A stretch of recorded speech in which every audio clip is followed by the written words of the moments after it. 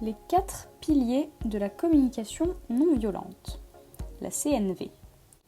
La CNV est une méthode de communication orientée autour des 4 piliers OSBD. Ces 4 étapes permettent d'envoyer un message pragmatique à son interlocuteur, notamment en cas de situation conflictuelle. La CNV, communication non violente, est un processus de communication créé et développé par Marshall B. Rosenberg, docteur en psychologie clinique américain.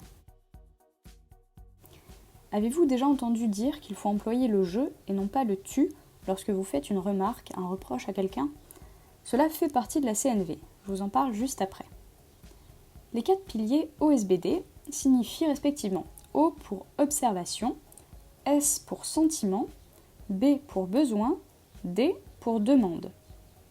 Voyons ensemble ces 4 piliers en détail. L'observation. L'observation, c'est mentionner les faits de manière la plus neutre et factuelle possible, et surtout de votre point de vue personnel. Par exemple, si vous êtes agacé parce que votre conjoint a laissé traîner ses affaires sur la table du salon, vous pourriez aller le voir et lui dire quelque chose comme « Tu laisses toujours traîner tes affaires, j'en ai marre ». Pas très CNV. Pourquoi pas très CNV ? Parce que vous faites une observation exagérée. N'employez pas de termes exagérés et disproportionnés comme « toujours »,« jamais »,« chaque fois », etc. Ils ne rendent pas compte de la réalité, ils accusent et ils condamnent déjà votre interlocuteur. Dans cet exemple, vous avez remarqué que les affaires traînent aujourd'hui et c'est le déclencheur de votre frustration. Commencez donc par exprimer le fait déclencheur de votre sentiment. Un exemple d'observation CNV serait la phrase suivante. « J'ai remarqué que tu as laissé traîner tes affaires sur la table du salon aujourd'hui. » Il s'agit ici d'une observation factuelle et vous remarquez que nous employons le pronom « je ». Le pronom « tu » du premier exemple est accusateur. Remplacez-le par le « je » qui n'est pas accusateur. Le deuxième pilier, c'est le S pour sentiment.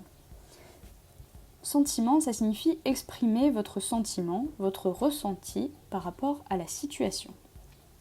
Dans l'exemple, les affaires traînent sur la table et cela ne vous plaît pas. Vous êtes agacé et frustré. Un exemple pas très CNV serait « Tu laisses toujours traîner tes affaires, traîner partout, tu n'es vraiment pas croyable, tu n'as aucun respect pour moi qui range tout derrière. » Alors, pourquoi c'est pas très CNV ? Parce qu'on comprend votre frustration seulement si on lit entre les lignes. Et avec toutes les accusations personnelles autour, on n'a pas tellement envie de chercher plus loin.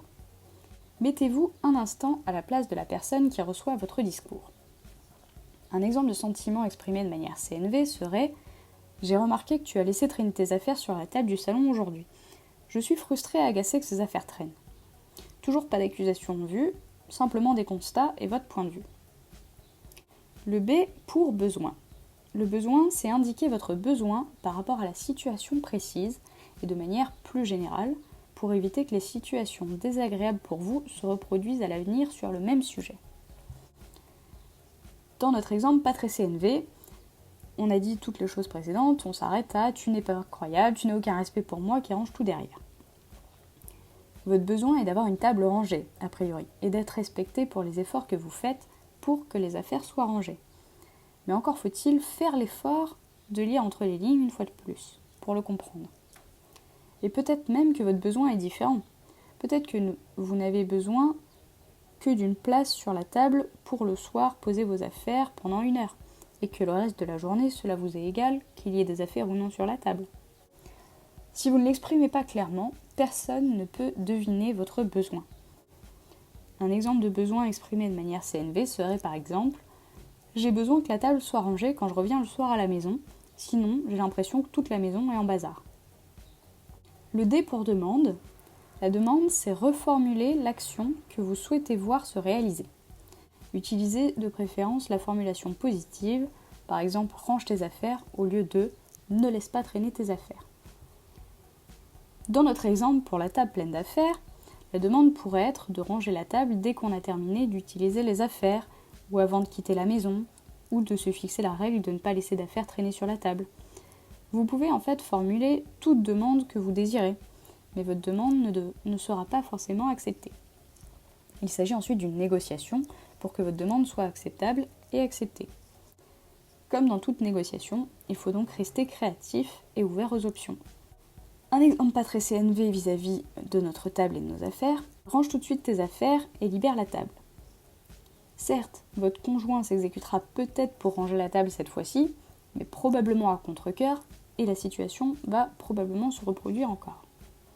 Un exemple de demande exprimée de manière CNV serait donc, par exemple, « J'aimerais que tu ranges tes affaires dès que tu as terminé de les utiliser et que la table reste propre lorsqu'on ne l'utilise pas. » Est-ce que vous percevez la différence entre ces deux exemples ? Et vous, est-ce que vous utilisez déjà la CNV pour communiquer avec votre entourage ?